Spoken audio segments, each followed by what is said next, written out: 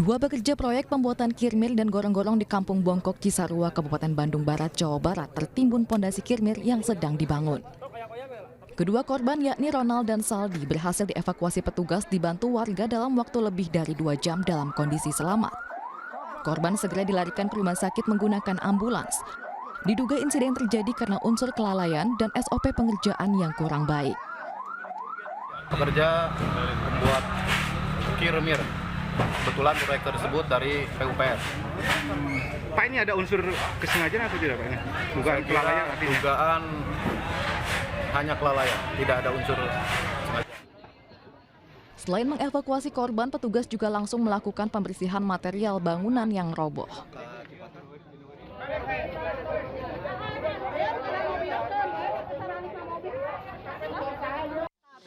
Maksud undangan itu bukan untuk berdiskusi. Kalian tidak menghiraukan data-data yang kami punya.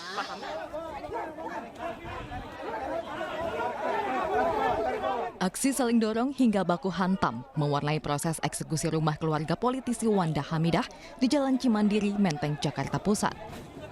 Masuk.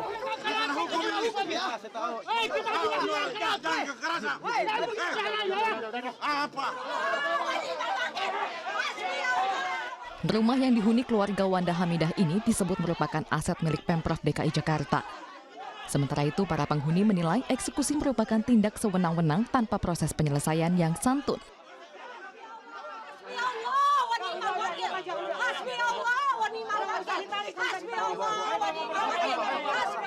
Pemilik rumah berencana melayangkan gugatan terhadap Pemprov DKI ke Pengadilan Negeri Jakarta Pusat.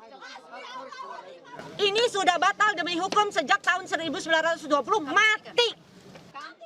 Sebelum eksekusi, Pemkot Jakarta Pusat telah melayangkan surat peringatan hingga menawarkan uang kerohiman kepada orang tua Wanda Hamidah yang menempati rumah tersebut, namun sayangnya ditolak.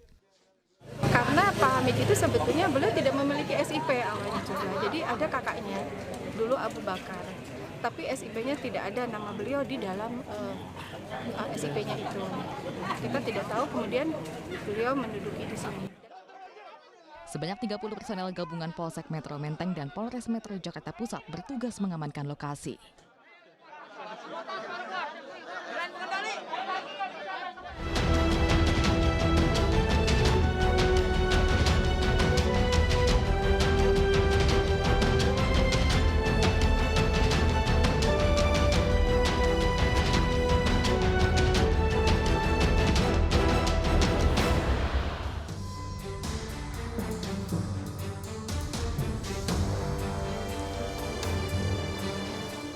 Halo, selamat pagi. Selamat datang di Lapor Polisi. Anda lapor, kami sampaikan. Ya, ini adalah sebuah program yang bertujuan untuk menjadi wadah aspirasi, keluhan, laporan, dan juga apresiasi kepada pihak kepolisian di seluruh Nusantara. Pagi ini hadir bersama saya Anita Mai dan saya Pram Senjaya. Pemirsa, selama 1 jam ke depan kami juga membahas sejumlah topik hukum dan kriminal yang menjadi topik hangat pembicaraan masyarakat di sekitar kita dan juga di media sosial. Kami juga membuka laporan pengaduan masyarakat yang bisa diakses kapanpun oleh Anda melalui sejumlah channel kami, yaitu di Instagram resmi kami @laporpolisi_inews dan juga @official_inews_tv. Nah, pemirsa, Anda juga bisa menghubungi kami melalui alamat email kami di laporpolisi.ais@gmail.com dan jangan lupa pastikan menggunakan hashtag #laporpolisi. Nah, pemirsa, seperti biasa di informasi pertama ini kami akan hadirkan informasi mengenai soal seseorang yang tertangkap basah tengah meminta-minta sambil berpura-pura mengalami patah kaki dan seorang pengemis tua meronta saat akan diamankan petugas gabungan di area stasiun Pasar Senen, Jakarta Pusat. Iya, nah ini sang pengemis ini menolak untuk diamankan lantaran berdalih tengah merasakan sakit pada sebelah kakinya yang patah akibat tertabrak kendaraan. Tembak aja, Pak. Tembak aja di bawah, Pak. Iya, Pak. Iya, Pak. Iya, tapi jangan. Pria lanjut usia yang berprofesi pengemis ini seketika panik saat akan diamankan petugas Satpol PP dan Sudin Sosial di area luar stasiun Pasar Senen, Jakarta Pusat. Dirinya menolak diamankan lantaran berdalih tengah menahan sakit pada bagian kaki kirinya yang mengalami patah tulang akibat tertabrak kendaraan. Dibakar tapi Pak. Iya dipakai begitu loh Pak. Petugas pun tak mudah percaya dan meyakini jika balutan perban di kakinya hanya akal-akalan untuk mengemis. Lantaran terus berkilah, petugas akhirnya menggiring paksa pengemis lanjut usia tersebut hingga meronta hebat. Razia sengaja digelar menyusul kian maraknya orang dengan masalah kesejahteraan sosial seperti pengemis, pengamen jalanan, pemulung, hingga ODGJ di ibu kota. Keberadaan mereka pun dianggap mengganggu kenyamanan warga Jakarta. Kita ada ini program dari Sudin dan setiap hari juga tim kita ada dari kecamatan, bahasa kita itu melingkar menghalau mereka warga-warga kita yang kurang beruntung dan yang layak kita amankan ke panti sosial. Razia dilanjutkan petugas dengan menyisiri ruas Jalan Keramat Raya. Di lokasi ini petugas berhasil mengamankan sejumlah gelandangan yang tengah tertidur pulas di atas trotoar dan emperan toko. Sejumlah PMKS yang terjaring selanjutnya dibawa ke kantor Sudin Sosial untuk nantinya diserahkan ke Panti Sosial Kedoya, Jakarta Barat. Dari Jakarta, Danis Ton Sanjaya, iNews melaporkan. Selanjutnya pemirsa, kecelakaan maut terjadi di Jalan Sungai Sadang, Kota Makassar, Sulawesi Selatan pada Jumat dini hari tadi. Ini pengendara motor berboncengan pemirsa tewas di tempat usai tertabrak mobil minibus yang melaju dengan kecepatan tinggi. Tabrakan maut ini terjadi di Jalan Sungai Sadang, Kecamatan Rapocini, Kota Makassar, Sulawesi Selatan dini hari tadi. Kecelakaan maut ini melibatkan pengendara mobil dengan pengendara motor. Nurmin bersama ponakannya Wahyudi meninggal di tempat dalam kejadian tersebut. Kejadian naas menimpa korban saat keduanya yang berprofesi sebagai tukang sapu jalan tengah berboncengan hendak berangkat menuju lokasi kerja. Keluarga korban yang mengetahui kejadian tersebut langsung histeris di tengah jalan saat mengetahui anggota keluarganya meninggal di tempat. Sementara pengemudi mobil, baik sopir dan penumpangnya langsung dievakuasi oleh aparat kepolisian ke polsek terdekat, yakni Polsek Panakukang, guna menghindari amukan massa keluarga korban yang tiba di lokasi kejadian. Usai kejadian, unit Laka Lantas Polrestabes Makassar bersama Satuan Sabara langsung melakukan olah TKP dan mengevakuasi kedua jenazah kedua korban ke Rumah Sakit Polri Bayangkara, Kota Makassar untuk proses visum dan kepentingan penyelidikan. Pengendara kendaraan motor, keduanya meninggal di tempat. Kemudian tersangka atau pengendara kendaraan roda 4 kami amankan ke Polsek Panakukang untuk ditindaklanjuti. Kemudian kami serahkan langsung ke pihak Laka Lantas Polrestabes Makassar. Akibat kejadian ini, kendaraan sepeda motor korban rusak parah. Sementara kendaraan pelaku, mobil minibus juga rusak parah pada bagian depan setelah hilang kendali usai menabrak korban dan tersungkur di pohon. Guna kepentingan penyelidikan, kejadian tersebut diserahkan ke unit Laka Lantas Polrestabes Makassar. Dari Makassar, Leo Muhammad Nur, iNews melaporkan.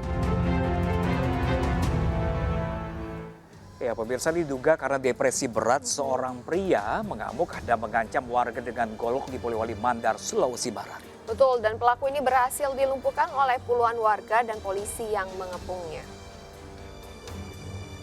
Ini kesini semua. Seorang pria tiba-tiba saja mengamuk sambil membawa senjata tajam. Pelaku berusaha mengejar warga dan pengguna jalan di depan rumah sakit di Jalan Ratulangi, Kelurahan Dharma, Kecamatan Polewali. Warga pun berhamburan ketakutan dan satu becak motor dikejar dan dirusak pelaku. Ruas jalan penghubung Kabupaten Polewali Mandar dan Mamasa bahkan macet lantaran aksi pelaku yang membuat warga ketakutan. Pelaku juga berusaha masuk ke dalam rumah sakit dan mengamuk serta merusak kendaraan.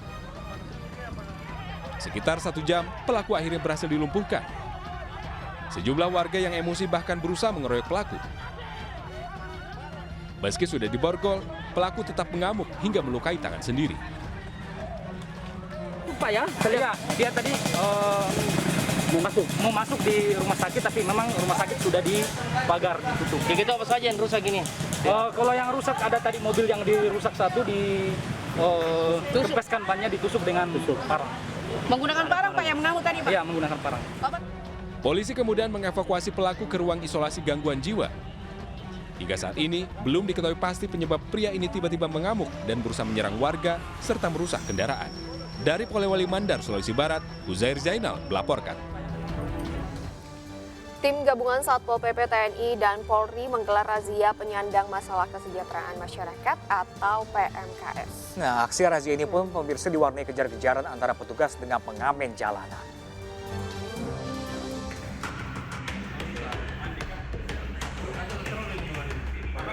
Jatanas Polda Sumatera Selatan meringkus pelaku perampokan spesialis mobil pick-up. Pelaku ditangkap di rumahnya saat sedang beristirahat. Bahkan pelaku pura-pura bingung saat polisi melakukan penangkapan. Pelaku sendiri merupakan DPO perampokan kendaraan pick-up. Pelaku bersama komplotannya beraksi di sepanjang Jalan Maijen Singadekane, mulai dari kawasan Musi 2 hingga ke Ramasan Kertapati Palembang. Dalam aksinya pelaku mengincar kendaraan pick-up dari luar provinsi yang melintas tengah malam. Pelaku menjalankan aksinya dengan modus mengejar menggunakan sepeda motor dan menyuruh sopir untuk berhenti. Pelaku pun mengancam korbannya dengan senjata tajam dan tidak segan-segan melukai korbannya.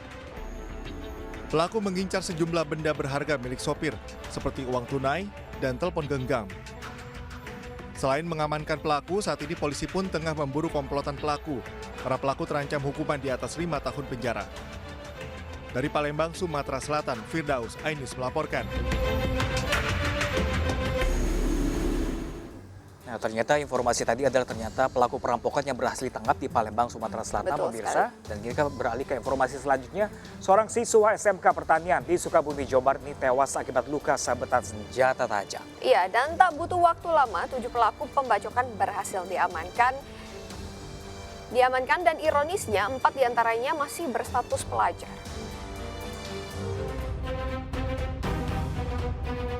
Inilah video amatir warga saat siswa kelas 2 SMK Pertanian Cibadak Kabupaten Sukabumi terkapar usai dianiaya dengan senjata tajam oleh sejumlah pelajar di Kampung Pasar, Desa Karangtengah, Kecamatan Cibadak Kabupaten Sukabumi.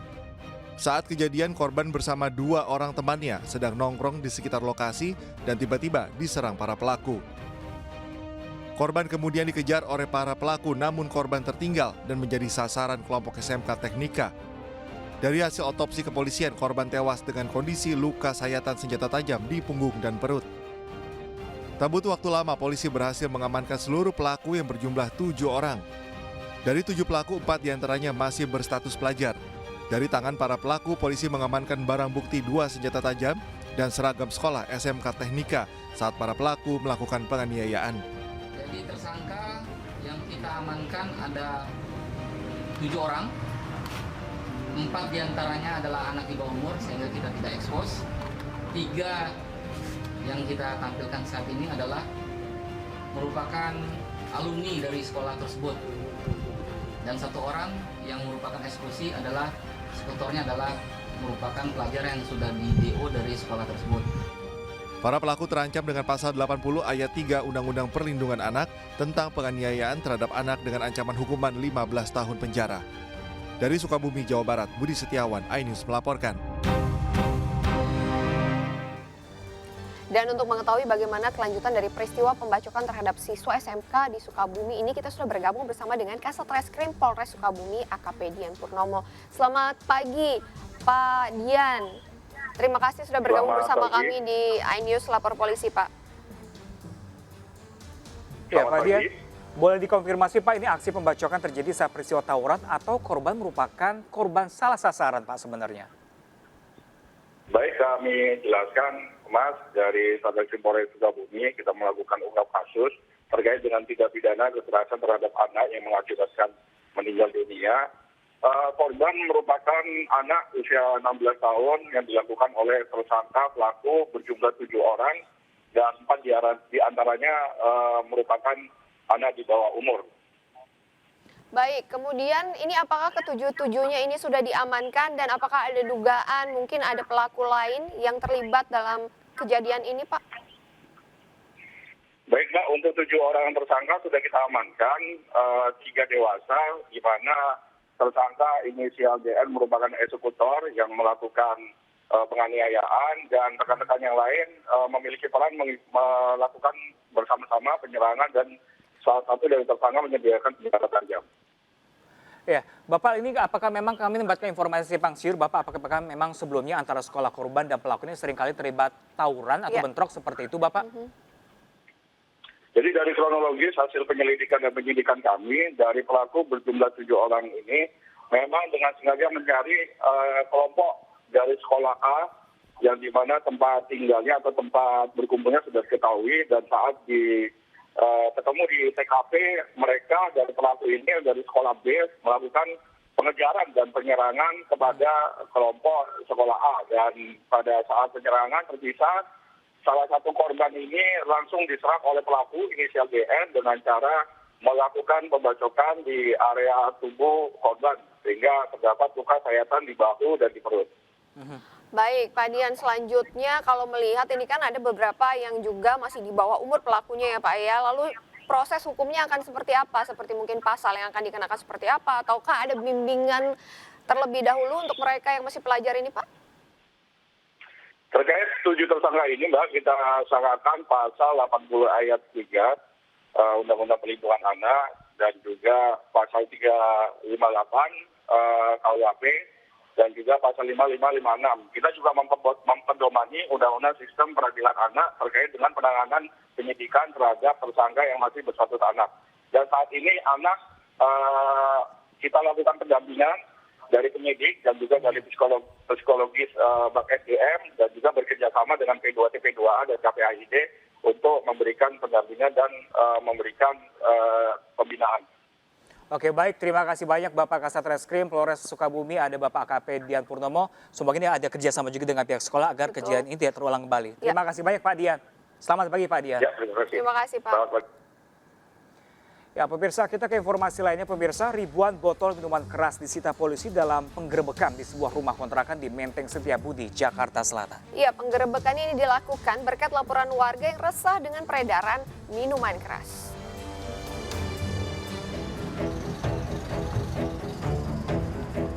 Sebuah rumah yang dijadikan warung di kawasan Menteng Atas Setiabudi, Jakarta Selatan digerebek petugas gabungan. Di lokasi petugas mendapati ratusan botol miras dari berbagai merek dengan kadar alkohol tinggi yang dijual oleh pedagang. Tak jauh dari lokasi, polisi kembali mendatangi sebuah gudang penyimpanan dan menemukan tumpukan kardus berisi botol minuman keras. 1.300 botol miras tak berizin ini kemudian disita petugas untuk barang bukti. Kita mendapatkan laporan dari masyarakat bahwa ada gudang ya yang digunakan untuk ada tempat yang digunakan untuk penyimpanan miras ya.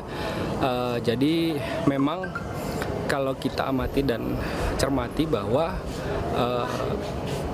pangkal dari permasalahan adanya tawuran ya, ribut antar warga bermula pasti dan ditemukan selalu mereka itu dalam keadaan mabuk. Ribuan botol miras yang didapat kemudian dibawa ke Polsek Metro Setiabudi untuk dimusnahkan. Razia akan terus digelar untuk menciptakan kondisi keamanan warga agar terhindar dari pengaruh miras. Dari Jakarta, Helmi Sajangbati, iNews melaporkan. Ya, pemirsa, Lesti Kejora mencabut laporan KDRT terhadap suaminya Rizky Bilar. Informasinya saat lagi, tetap bersama kami di Lapor Polisi. Anda lapor, kami sampaikan.